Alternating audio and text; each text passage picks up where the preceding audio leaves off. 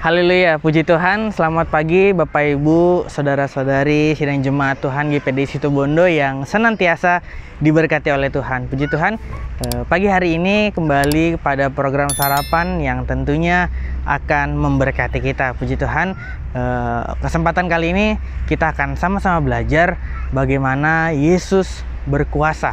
Ya, Dia Tuhan Yesus yang kita sembah. Bukan Tuhan yang biasa-biasa saja. Dia Yesus, Tuhan yang kita sembah, bukan Tuhan yang tinggal diam. Yesus Tuhan yang kita sembah, bukan Tuhan yang tidak bisa berbuat apa-apa. Dia juga bukan Tuhan yang cuek atas hidup kita, tetapi Dia pun punya kuasa atas hidup kita, dan seluruh kehidupan kita ada di dalam tangannya Tuhan. Dan kita tahu bersama bahwa Yesus adalah Tuhan yang sebagaimana Dia menciptakan langit dan bumi, serta Dia menyatakan dirinya sebagai anak tunggal. Yesus Kristus yang kuasanya itu tidak pernah berubah, baik dari dahulu, sekarang, dan sampai selama-lamanya.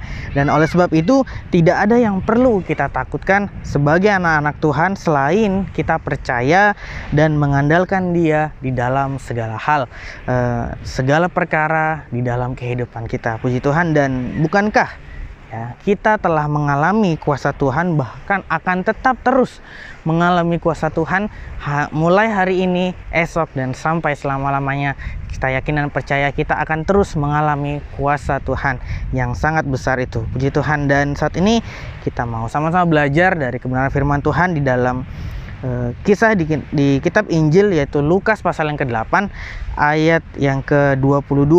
Sebagaimana kisah ini adalah bagaimana angin ribut diredakan. Saya akan bacakan dari ayat yang ke-22. Pada suatu hari, Lukas pasal 8 ayat yang ke-22, pada suatu hari Yesus naik ke dalam perahu bersama-sama dengan murid-muridnya, dan Ia berkata kepada mereka, "Marilah kita bertolak ke seberang danau." Lalu bertolaklah mereka. Ayat yang ke-23, dan ketika mereka sedang berlayar, Yesus tertidur. Sekonyong-konyong turunlah taufan ke danau, sehingga perahu itu kemasukan air dan mereka berada dalam bahaya. Yang dapat kita pelajari pada saat ini adalah Yesus berkuasa mengendalikan segala penyebab, segala musibah-musibah yang terjadi. Dan pertanyaannya, apa yang menjadi penyebab terjadinya topan ini, Bapak Ibu? Karena menurut apa yang saya pelajari, bahwa adanya perbedaan tekanan di udara, di darat, dan di laut, sehingga membentuk suatu pusaran. Dan topan ini datangnya seperti firman Tuhan katakan, sekonyong-konyong, atau mungkin bisa juga secara tiba-tiba. Dan sampai sekarang pun datangnya angin topan ini sulit untuk diprediksi, sehingga dapat dipahami bahwa angin topan ini pun merupakan bagian dari kejadian di alam semesta ini. Dan puji Tuhan, ayat ini mengatakan bahwa murid-murid ini bertolak ke seberang danau, dan bukan atas kemauan dia sendiri, bukan atas kemauan para murid-murid sendiri, tetapi murid-murid ini diajak oleh Tuhan Yesus. Jadi Yesus pun menjamin keselamatan mereka. Dan tentu apapun tujuan dan rencana kita, segala hal yang kita rencanakan dalam kehidupan kita, hendaknya kita berdoa dan menyerahkan kepada Dia, pada Tuhan Yesus. Jangan mengandalkan kesuksesan, jangan mengandalkan pengalaman, jangan mengandalkan kecerdasan kita. Dan perhatikan Bapak Ibu, ketika kita menghadapi halangan dan rintangan di depan kita, tetapi dengan berdoa dan mengerti kehendak Tuhan, dengan berdoa dan mengerti kehendak Tuhan, kita dapat meraih tujuan dengan apapun resikonya dan konsekuensinya. Kadang itu di luar kemampuan kita, tetapi kita percaya Dia Tuhan yang seperti saya katakan tadi, tidak pernah tinggal diam. Tuhan selalu memperhatikan kita, dan Tuhan tidak pernah meninggalkan kita sendirian. Puji Tuhan. Dan dikatakan di ayat yang ke-23 tadi, sehingga perahu itu kemasukan air dan mereka dalam bahaya. Dan kita lihat perahu ini kemasukan air dan mereka dalam keadaan yang bahaya. Setiap saat bahaya, entah itu dalam bencana alam, kejahatan, sakit penyakit, keadaan ekonomi, permasalahan di dalam keluarga, permasalahan secara pribadi, dapat mengancam kehidupan kita, dapat datang dengan tiba-tiba dalam kehidupan kita. Tapi sebagai manusia, kalau kita lihat Bapak Ibu, apa yang terjadi di dalam keadaan seperti ini pun kita lihat Tuhan Yesus dengan keadaan yang sekonyong-konyong, dikatakan taufan di dalam perahu. Pasti tentu perahu itu sangat berguncang, tapi apa yang kita lihat, Yesus tidur.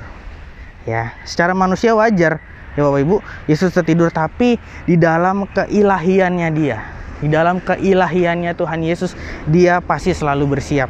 Dan sekarang ya, kita tahu bahwa Yesus ada di sebelah kanan Bapa, dan kita sudah berulang-ulang memperingati bagaimana kematian, kebangkitan, kenaikan Yesus ke surga.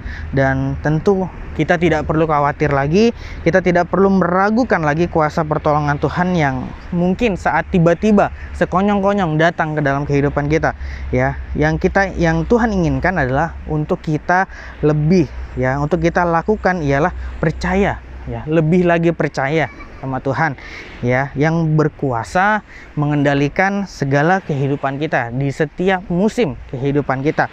Ya, segala masalah, musibah, persoalan, proses demi proses yang Tuhan izinkan terjadi, ya, Tuhan campur tangan dalam kehidupan kita. Dan lihat di ayat yang ke-24, maka datanglah murid-muridnya membangunkan dia. Jadi ketika sekonyong-konyong taufan ini datang, murid-murid ini datang menghampiri Yesus, dan mereka berkata, "Guru-guru, kita binasa."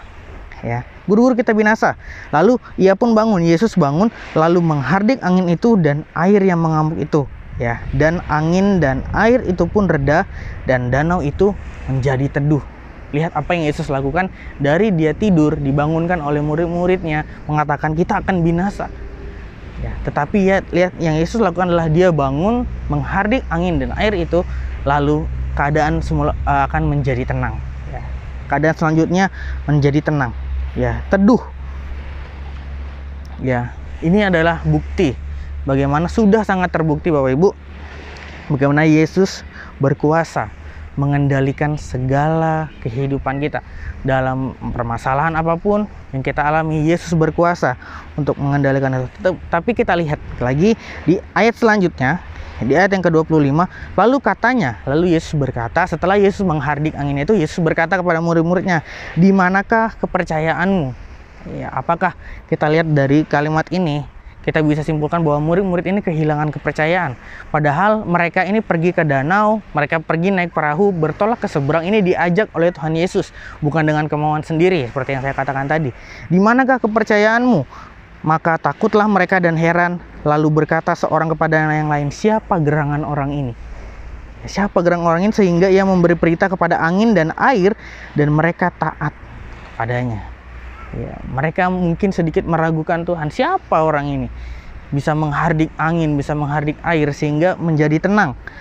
Ya, dan apa yang kita lihat dan dapat kita pelajari bahwa Yesus mau kita percaya. Jangan sampai Tuhan katakan, "Di mana kepercayaanmu?" Di segala setiap kehidupan kita, di mana kepercayaanmu? Ya, Yesus mau kita terus percaya, berpegang erat sama Tuhan yang berkuasa atas hidup kita, dan bergantunglah selalu pada Tuhan, percaya penuh, bukan setengah-setengah, bukan sedikit, bukan seperempat, tetapi sepenuhnya bergantung kepada Tuhan. Ya, jangan taburi hati kita, tanah hati kita dengan benih-benih yang dapat membangkitkan taufan, membangkitkan kekhawatiran, kecemasan, ketakutan, ya, kebimbangan, ya, hal-hal yang akan melemahkan iman kita. Tetapi mari taburi tanah hati kita dengan kebenaran firman Tuhan yang tentunya menguatkan kehidupan kita. Ya, firman yang dapat menghancurkan segala hal yang dapat melemahkan iman percaya kita kepada Tuhan. Ya, Yesus berkuasa di atas segala masalahmu. Yesus berkuasa menjaga dan memelihara kita sebagai anak-anaknya, umat-umat tebusannya. Puji Tuhan, Tuhan Yesus memberkati kita semua.